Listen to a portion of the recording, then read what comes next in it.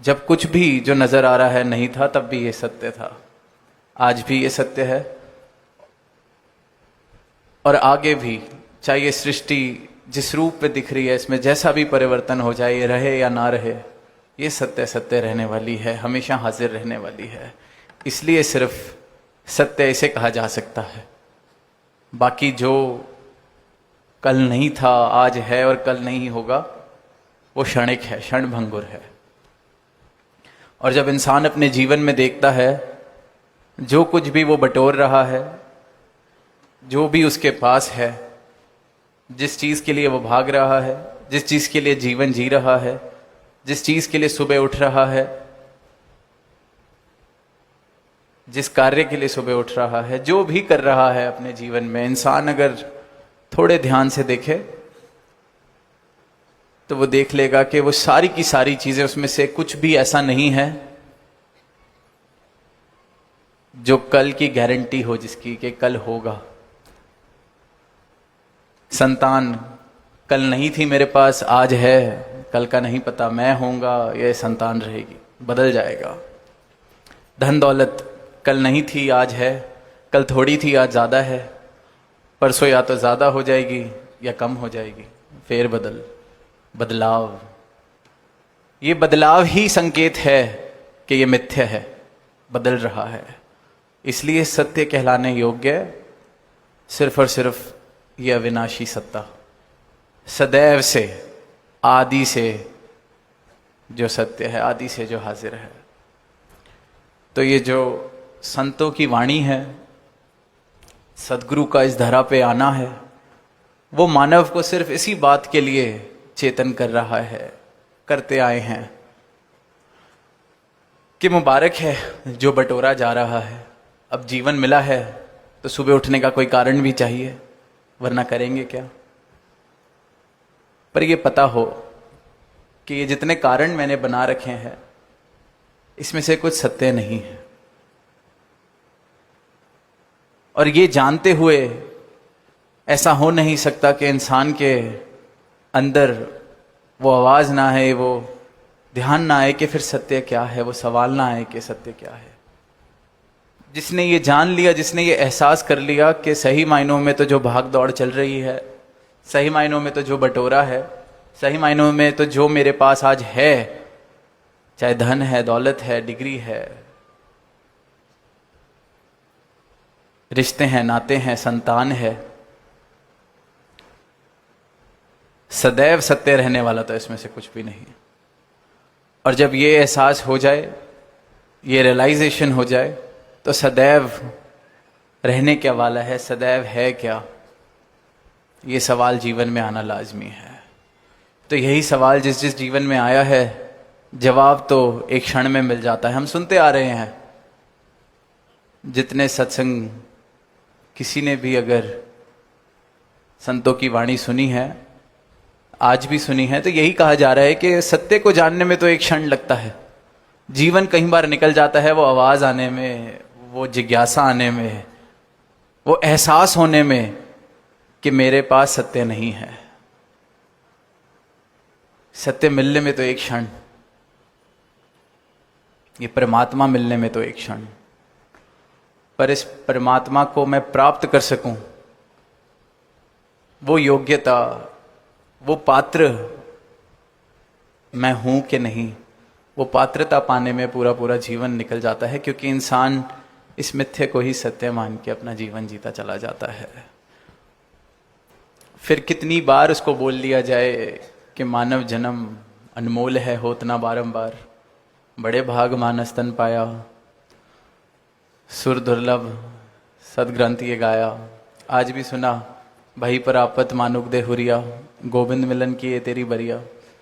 किसी भी तरीके से, किसी भी भाषा में, किसी भी आवाज में, समय में इंसान को ये बोला जाए, जब तक वो जागने के लिए तैयार नहीं है, तब तक नहीं जगाया जा सकता। दास अक्सर एक बात कहता है कि जो सो रहा है उसे जगाया जा सकता है, पर जिसने जिद की हुई है ना उठने की, आंख बंद करके लेटे रहने की, उसे नहीं उठाया जा सकता। अपने ही जीवन में देखें, कई बार सुबह उठना होता है, किसी को बोला भी होता है उठा दो, वो उठा भी देता है, पता भी है कि उठना है, फिर भी उठ के दोबारा सो जाते हैं। रोज का काम है हमारा। तो जो 84 लाख योनियों से सोया हुआ है वो अपनी नींद कैसे छोड़ देगा? वो कैसे उठाने के बाद वापस सोने नहीं चला जाएगा? हमारा तो शरीर हमारे बस में नहीं। उठ के फिर सो जाते हैं। दास को अपनी ही बात स्कूल के दिनों की, बस 10 मिनट में उठते हैं, फिर जब स्कूल से वापसी का टाइम हुआ तब भी नींद खुली। एक नहीं कई बार हुआ, पर जीवन में ये अवसर एक ही बार मिलना है। स्कूल तो अगले दिन फिर चले जाते थे। इस जीवन में इन श्वासों के चलते चलते अगर नहीं जागे, जगाने के बावजूद फिर सो गए, तो कुछ हाथ पल्ले नहीं आने वाला। फिर जो मेरे जीवन की दास्तान है, मेरे जीवन का जो लेखा जोखा है, वो सिर्फ और सिर्फ उन चीजों से भरा होगा जो आने जाने वाली हैं, क्षणभंगुर हैं, असत्य है, मिथ्य है। तो जब नाता ही आने जाने वालों से जोड़ा, तो फिर मेरी भी इस आत्मा का आना जाना चलते रहना है। ठहराव, स्थिर इस प्रभु परमात्मा से अगर रिश्ता नहीं जोड़ा, तो मुक्ति, ठहराव मेरे जीवन में भी नहीं आने वाला। तो ये जीवन अनमोल इसीलिए है क्योंकि इसके अंदर ये प्राप्ति की जा सकती है, ये फर्क देखा जा सकता है, मिथ्या को सत्य से अलग करके देखा जा सकता है, और सत्य का बोध हो जाए तो ये जीवन जीते जी मुक्त हो जाता है। और ये मुक्ति के सब हकदार हैं। अनेक भ्रमों ने, अनेक ऐसी चीजों ने हमें घेरा हुआ है। अभी कुछ दिन पहले ही दास ने वो एक उदाहरण लिया कि एक बच्चा जब पैदा होता है तो वो ना सिंधी होता है, ना मराठी होता है, ना वो हिंदू होता है, मुसलमान होता है, कोई भी उस पे छाप नहीं होती। तो परमात्मा ने तो सबको एक जैसा बनाया है, सब में परमात्मा समाया है। अब कोई हिंदू घर में पैदा हुआ बच्चा, उसको गोद कोई क्रिश्चियन ले ले, तो उसकी परवरिश अगर ईसाई धर्म के अनुसार होने लगे तो वो खुद को क्रिश्चियन मानेगा। तो फिर ये जो धर्म, मजहब, संप्रदाय, ये सब इंसान के बनाए हुए हैं। कोई सिंधी परिवार का बच्चा, गोद उसको किसी मराठी परिवार ने ले लिया तो वो मराठी बोलेगा, उसको नहीं पता होगा सिंधी क्या होता है। तो ये सिंधी, हिंदी, मराठी, बंगाली, ये भाषाएं, ये सब हमारी बनाई हैं। और जब तक इनको फर्क नहीं समझा जा रहा, दूरी का कारण नहीं समझा जा रहा, दीवारों का कारण नहीं बनाया जा रहा, तब तक बहुत मुबारक है। We can celebrate and accept this diversity. पर मूल रूप से अगर ये नहीं समझा कि ये फर्क नहीं है, ये तो ऊपर के तल की बातें हैं। मेरी बोली क्या है, मेरी भाषा क्या है, मेरा रंग क्या है, मेरा कुल क्या है, ये तो सामाजिक प्रक्रियाएं हैं, समाज ने बनाई हुई फॉर्मेलिटीज हैं। ये सत्य नहीं, ये मेरी पहचान नहीं। पहचान तो सबकी एक, जात तो सबकी एक, ये परमात्मा, ये परमात्मा मेरी जात है, हम सबकी जात है, क्योंकि इसी ने ये सृष्टि बनाई है, इसी ने मुझे बनाया है। कण कण में ये परमात्मा समाया है और घट घट में ये परमात्मा समाया है।